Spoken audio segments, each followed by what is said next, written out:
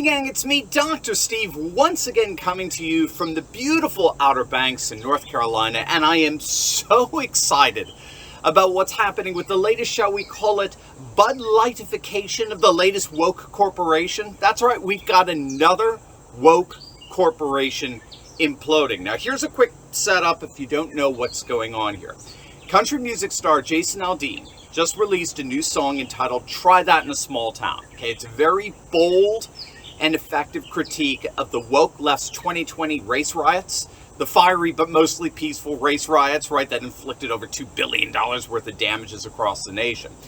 The song makes no apologies that that kind of violence and mayhem will never be allowed in the heart of Americana. Rural Americans will defend themselves if faced with the same leftist political violence and chaos that plagued our decaying and decrepit urban cities. Well, the woke executives at the feckless country music television channel turned around and banned the song. They canceled it from their country music offerings.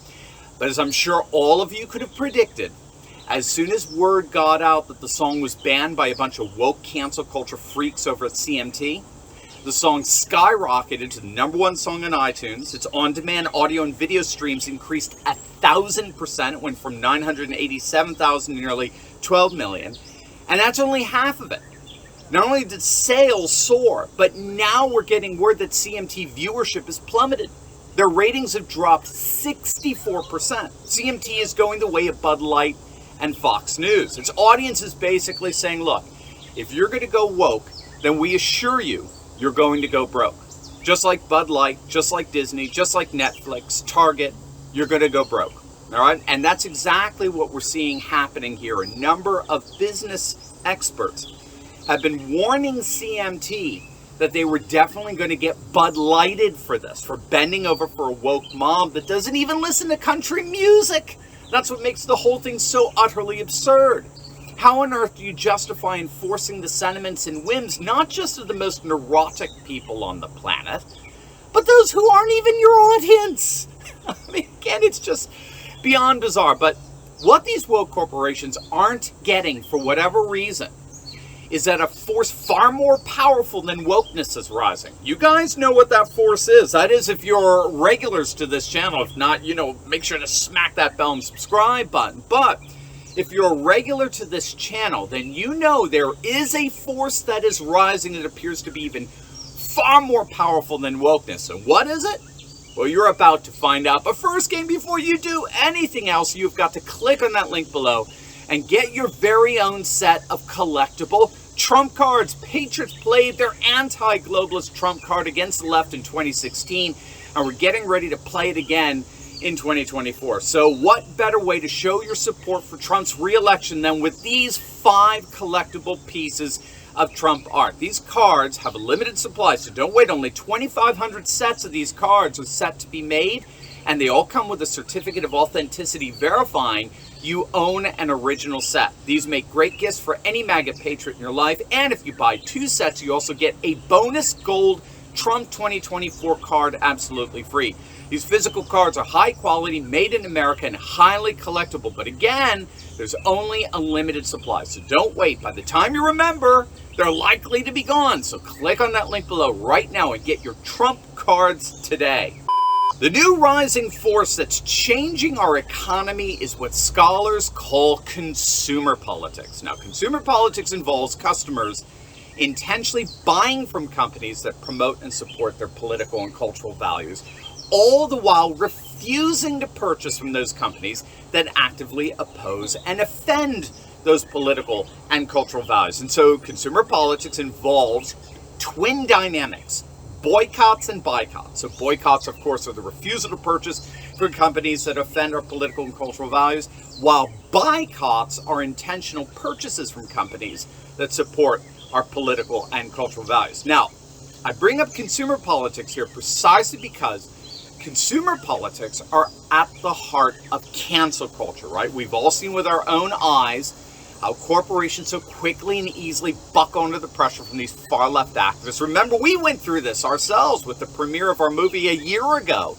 The Return of the American Patriot, right? We had 2 venues cancel out on us out of the pressure of woke leftist agitators.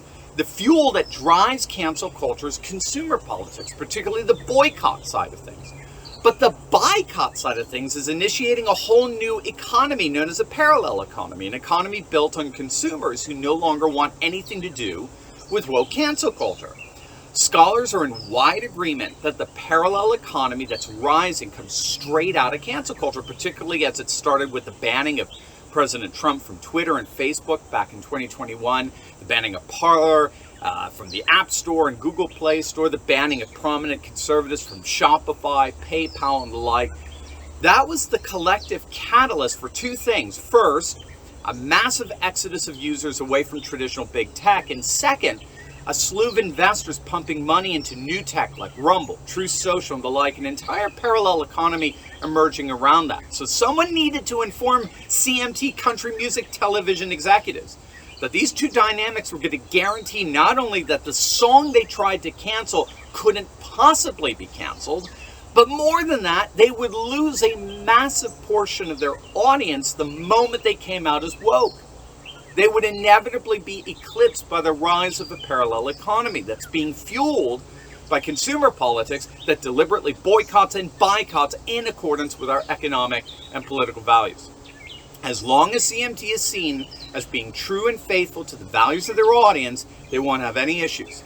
The moment they kowtow to the woke mob, they collapse. So unfortunately, CMT looks like they, along with Bud Light, Target, and Disney Corporation, have had to learn the hard way. In an era of increasing consumer politics, it's better to make your peace with the growing patriot movement around the nation. Otherwise, you are going to feel their sting. It is, after all, the era of get woke, go broke. Hey gang, I know what it's like to feel alone out there in these turbulent times, but I broke free. If you too have been looking for a community with like-minded patriots who are serious about resisting globalism, building a parallel economy, and having intelligent and deep fellowship on a regular basis, then you've come to the right place. In my Courageous Patriot Insiders community, we're building a close-knit movement of, by, and for patriots who are breaking free from the outrage and despair cycles of the mainstream media and taking on the fight against globalism. Every week, I deep dive into the content I can't share on big tech and give you the cliff notes on the truth of how patriots just like you are building up their communities, starting patriot businesses, and fighting the woke in both public and private. All with a few history and political lessons from yours truly, of course. If you want to stop feeling alone as a patriot and stand together with this fast-growing community, be sure to click on the link in the description below. Don't wait. Join me and my Patriot Coalition today, and let's get fighting.